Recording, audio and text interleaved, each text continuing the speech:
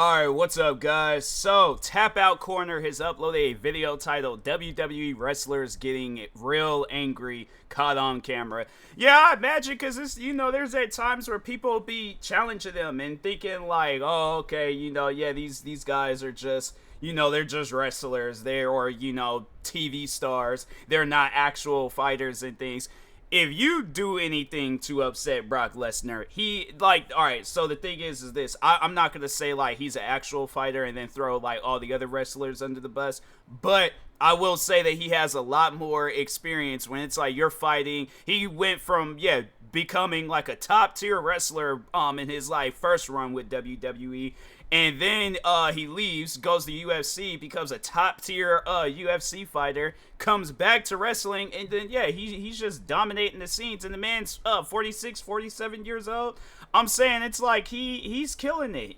He's killing it. So if you're messing with Brock Lesnar in this point in his life, he's probably, 20, 30 years old? Yeah, you're asking to get hurt at that point, so... Anyways, yeah, but regardless of whether it's Brock Lesnar, freaking R-Truth, or let me think of some other, just whoever, whatever, don't be out there bothering them, upsetting them, and then, then when you get actually hurt and stuff, then you're like, well, why did they hurt me? What did I do wrong? It trips me out, man. It trips me out. It's they think, oh, okay, these guys are just, it trips me out how it's you'll hear that with them, and they get challenged so much, but it's when a, movie star, whoever, I'm pretty sure it has happened where some movie star that does a lot of fighting movies and they get challenged, but I just feel like it's more common with wrestlers. I don't know, it's just people weird. But anyways, make sure you guys go subscribe to Tap Out Corner, but let's go ahead and check this video out. March 30th, 2003 was the day Brock Lesnar nearly died. In his first WrestleMania match, the Beast took on the Olympic gold medalist. And that was out here in Washington the two too. Phenomenal athletes. I'm so mad because I'm bro, I could have been a wrestling fan. I could have seen this live, but I mean, I wouldn't want to see this live, but I could have saw, a WrestleMania event live. Matches of all time, but it nearly ended in tragedy. Yeah, because he did Earlier that Brock backflip Lesnar was move. told by people backstage that he should perform a shooting star press. Yep. Brock had performed this move earlier in his career, but stopped due to how dangerous it was. Lesnar didn't want to do the shooting star press, but got talked into it. After wrestling with Kurt Angle for 20 minutes, Lesnar got onto the top rope to perform the high-risk move. It didn't pay off and nearly cost Brock his life as he landed on his head and neck. Somehow, Lesnar... And then it doesn't help, he goes, right into... So it's not like he had, space to... Because you gotta, make sure when you're landing on this wrestler, you're also protecting them at the same time. It don't help, you're hitting him in his side. So it's your head is, on top of hitting your head, then it's, also, hitting a person, too. And it don't really give you, space to really, kind of push yourself out and things. So... Yeah, if my thing is this, I'm what, they gonna fire me? We put on this top tier match at WrestleMania and they're gonna fire me for one move? If they do some stuff like that, then I'm nah, bro, WWE ain't for, it ain't for me. Once Brock Lesnar got backstage, he was hurting and getting swarmed by a mob of people. I was getting warm, I was getting sick, and all these people surrounded me, and I was just going nuts. People were grabbing me and wanted me down the stretcher, and wanted me in the ambulance, and I wasn't having any of that. There's a good chance you've seen, or at least heard of, the Montreal Screwjob. In short, Bret Hart was leaving WWE in 1997 to go work for their competitor, WCW. Bret was the WWE champion. Yeah, I think they always... The Montreal Screwjob, I think that will always be, one of the most told stories in just the wrestling community. There's probably others, but I feel like this is the more, popular one. And his last match for the company was at the Survivor Series pay-per-view in Montreal, Quebec. Hart's WWE contract gave him reasonable creative control, and he decided not to lose the championship. The owner of WWE, Vince McMahon, wanted Hart to drop the title, but legally couldn't say no, so he did something different. During Bret Hart's final match, McMahon had the bell run and awarded the championship to Bret's opponent, Shawn Michaels. This is all planned behind Bret's back, and the Hitman was just as shocked as the fans. Since this happened on live TV, most people have seen this infamous moment, but few have seen what happened backstage. Sean, you were in on that? Idea. Nigga, no place. God's my witness. My hands are clean this one, I swear to God. He's yelling me out there. I give him help. Throwing fans, throwing stuff. I will not have any part of it. Wait, you got shit. He's got it. Okay, let's get out. Okay, close the door. After the cameras left, Bret Hart had a private meeting with Vince McMahon. Bret then shared what happened immediately after. What happened? Somehow Vince ran into my hand, but I drilled him. About as hard as I could. Knocked him right out.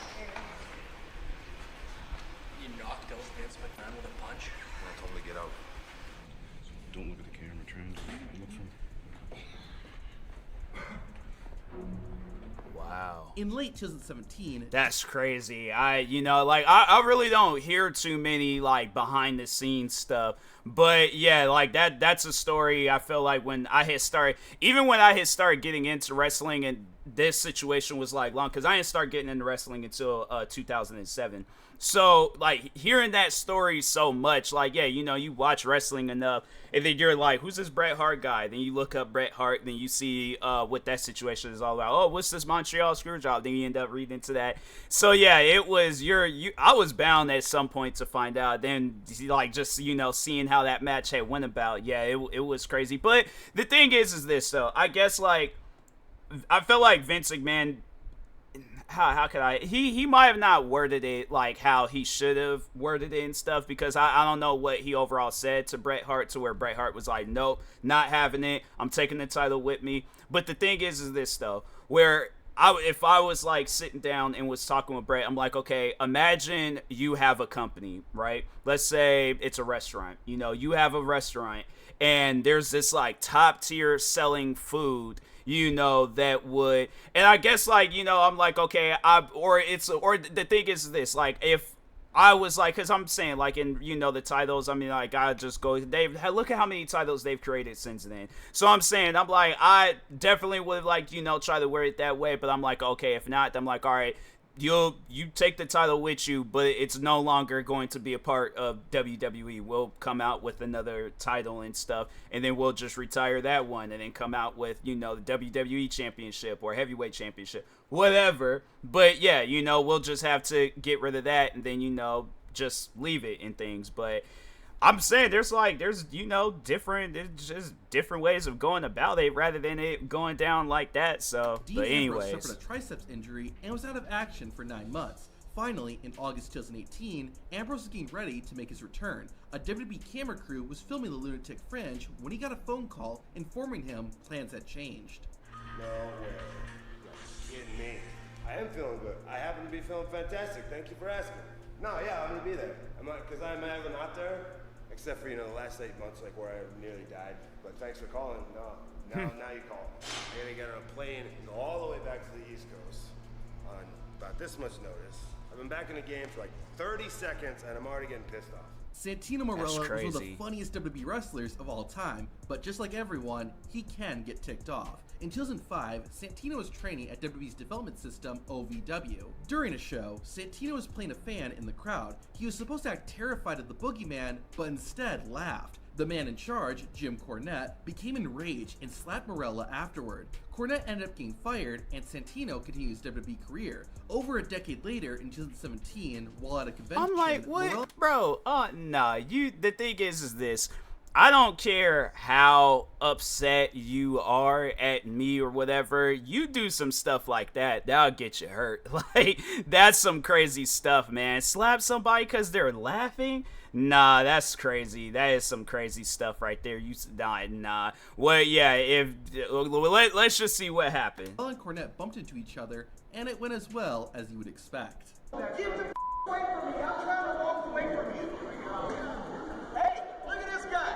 He's trying to start a fight with me, and I'm trying to walk away from him. I'm like, nah, you want to slap people? Slap me now. Out of my way, and you're the first one to save me. Stay there, smile. I slapped you 17 times before, mother. You wanted That's to crazy. kill? Yeah. You wanted to kill? After winning Like, the please WWE do so. Championship, Eddie Please Guerrero do made a so. tear-jerking phone call. To hear it, hit the video on screen.